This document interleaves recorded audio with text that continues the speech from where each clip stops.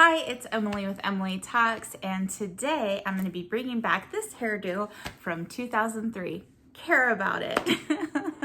No, today I'm going to be talking about camping in fact versus rising to truth, and this is actually a concept that I brought up in my last video on judgment versus discernment. Y'all, all of these things, they tie into each other. Everything is interconnected, and all of these are leading toward a growth mindset, focusing on positivity, focusing on solutions, letting go of labels, letting go of judgments, so that I can keep moving forward with my life and becoming a better person and keeping my mind open and present to take in what's going on, tweak it, and move forward.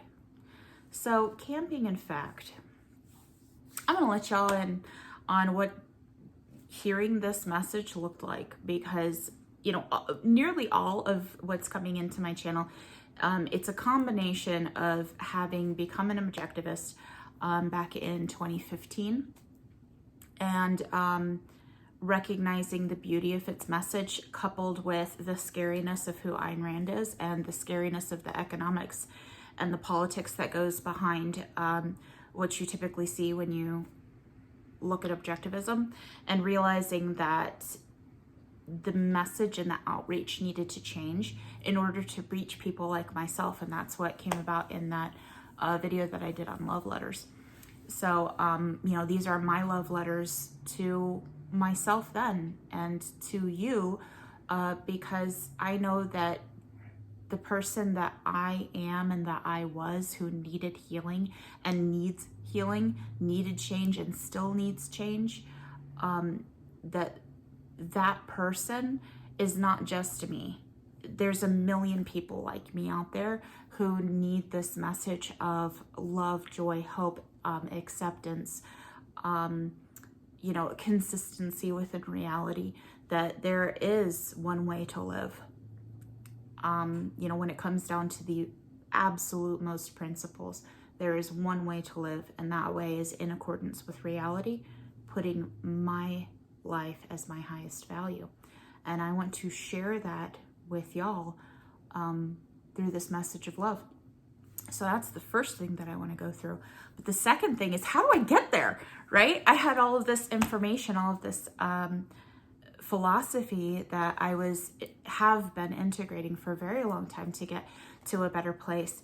But distress tolerance skills, in DBT versus, cognitive stuff like CBT or talk therapy or whatever, or even studying objectivism itself was not enough.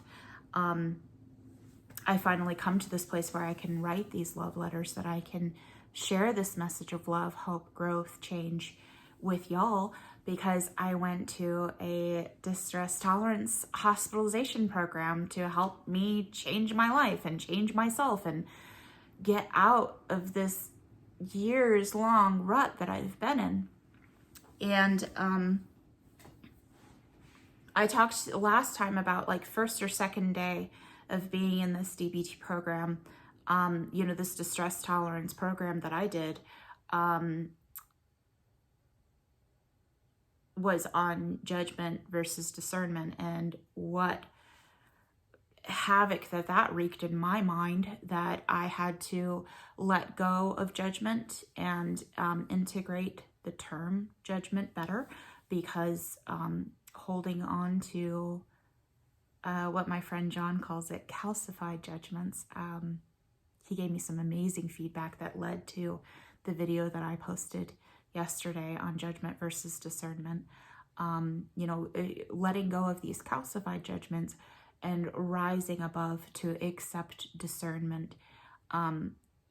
Very shortly after that, a few days after that, I think that the skill that we were going through in my the distress tolerance hospitalization program that I was doing was 3 cycles of 21, which is a way to change your thought patterns over time or behavior pattern over the time.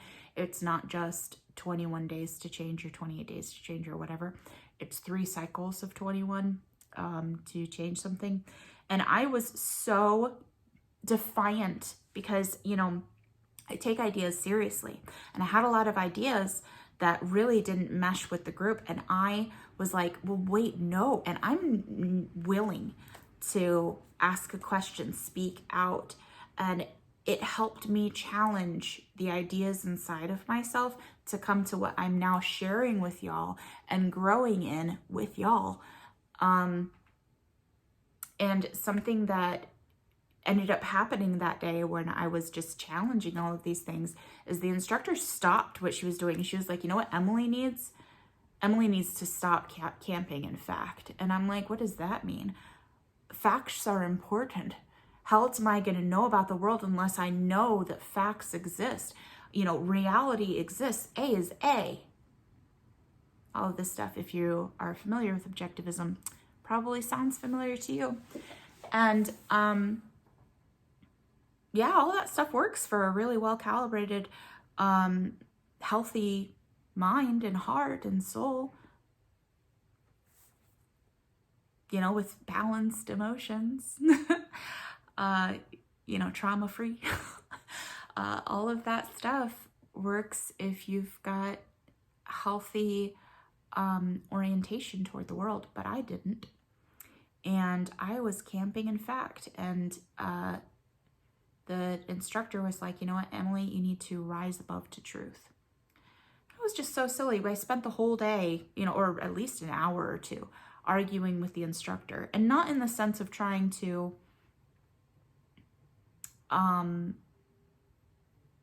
be combative or causing conflict, but because I was expressing what was going on in my mind, and she was willing to meet me there and to work with me through my cognitions and get me to a better place. And I'm so glad that she did, and that's why I'm here sharing this video with you today. So what is camping in fact? Over rising to truth. Particularly if the facts, like, aren't facts how we arrive at truth? Truth is not divorced from fact.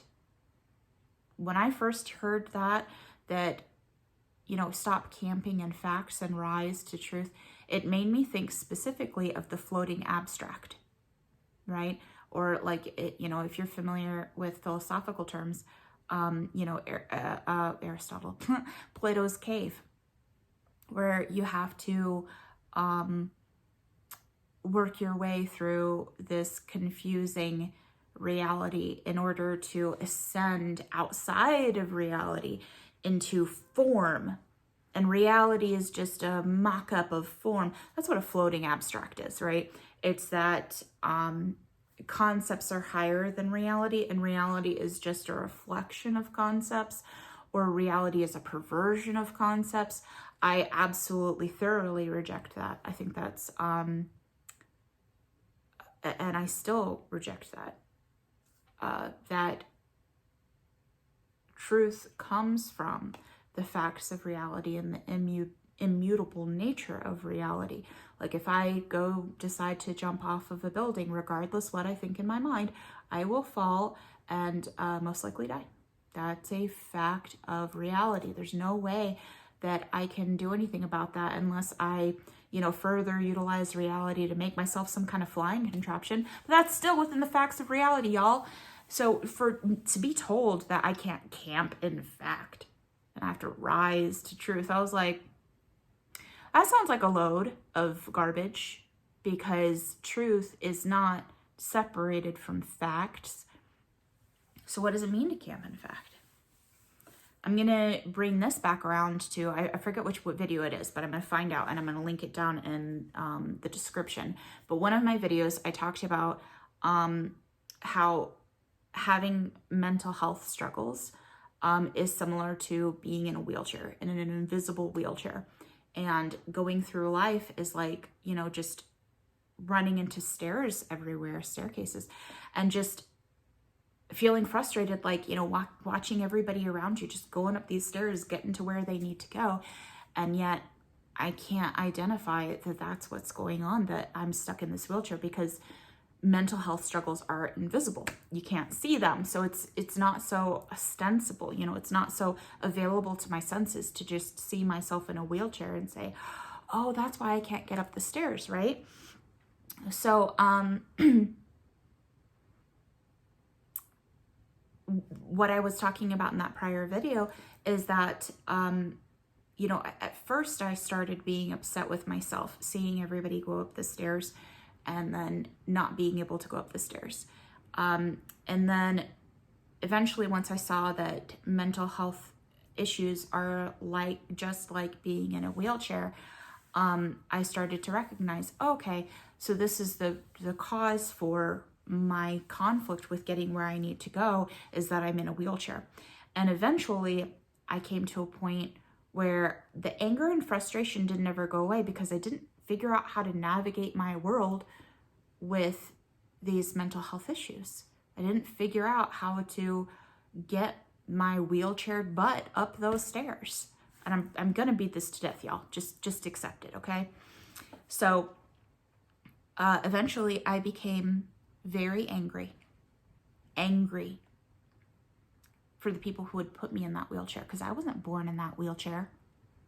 It's not the way that I was, you know, that's not my makeup. I'm in that wheelchair because somebody hurt me purposefully. And I'm angry at that person.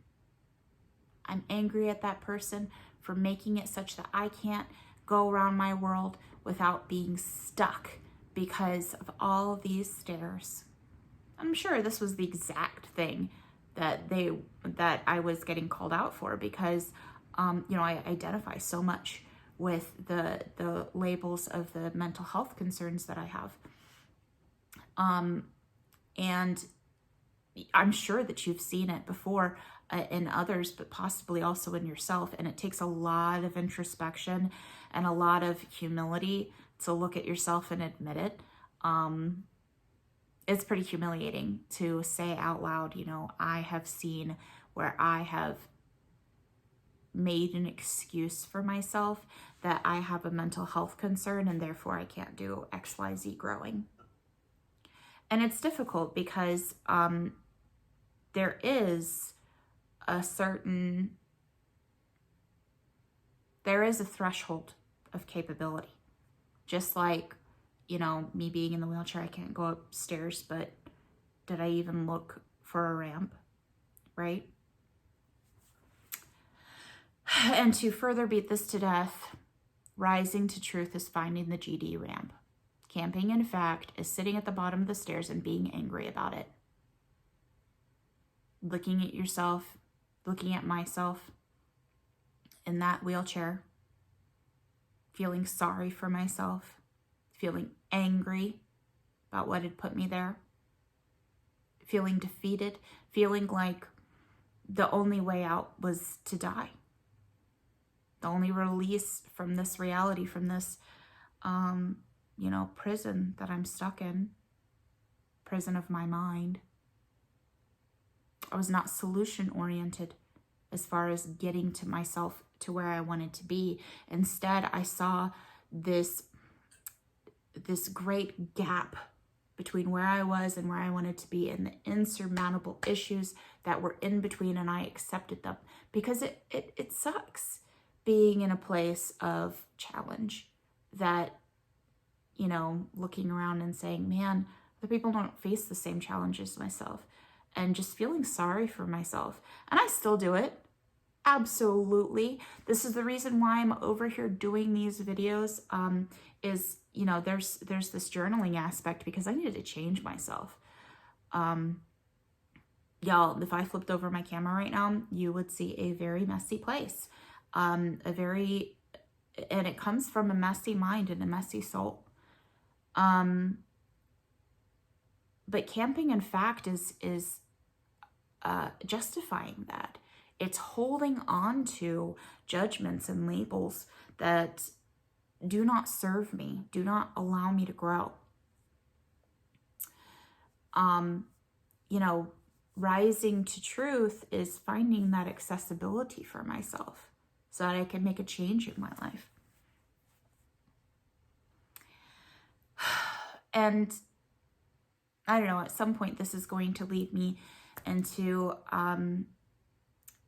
having some talks on accessibility, on privilege, on self-help. I mean, you know, obviously this is a self-help channel. Eventually I hope to move it into like my gaming interests and whatnot, but I might need to make a different channel for that. But you know,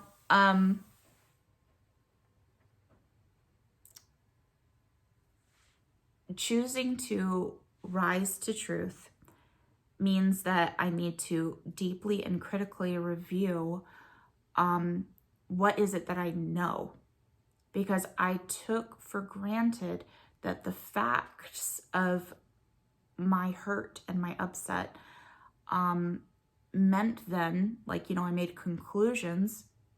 I judged that I must be stuck, that there was no hope for me. And I got a chastising that day in my hospitalization distress tolerance program.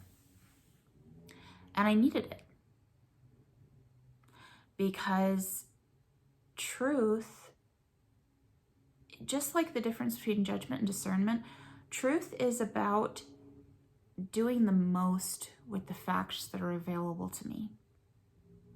Finding a way to maximize toward my values, being creative, finding solutions. Instead of just saying, you know what, I've gathered information and now I'm just stuck. I don't want to be stuck, y'all. I know y'all don't want to be stuck either.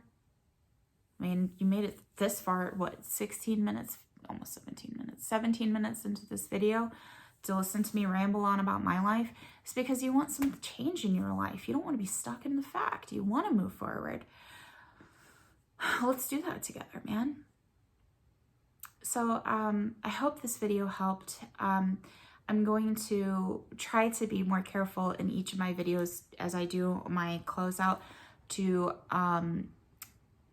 talk about the skills that have brought me here are DBT and distress tolerance and grounding skills. I'm going to have stuff in the description about the DBT skills workbook. Please purchase the workbook if you are able. If you have a mental health provider, they may be able to give you a printout of it for free. My therapist was able to do that for me, so maybe they can do that for y'all. So get that and work along if you can. Seeing the skills explained as I explain them does add a lot of depth and meat to the skills workbook itself, because I mean, I've done the skills workbook. Some of it can feel kind of like way too much information and a little isolating. So kind of going to that and then coming over and looking at my videos and integrating those together may be very, very helpful, and I recommend it. So check out that link in the description. And check out the other video that I'll be linking here. I'll do the one on the judgment versus discernment, as well as the one that I was thinking of with talking about, you know, being in the wheelchair, because that really ties in with the video today. Keep coming back. Let me know how you, you know, if you have any thoughts about this, or if there's a particular thing in here that really made you think or even made you upset, you know, that finding things that made me upset and dealing with them and facing them and talking about them and working them through, that is where I have found the greatest growth in my life. And, you know, one of my friends found an issue with something that he saw in my videos, had a conversation with me, and it made my content better. And my content, I not just my content, myself, my life. I want to be better. Share with me. Leave stuff down in the comments. I'm here to interact, particularly while my channel is so small. Do it, y'all. And I hope that we can connect again soon. I know I'll be doing another video tomorrow. Thank you so much for being here with me. Namaste, my friends.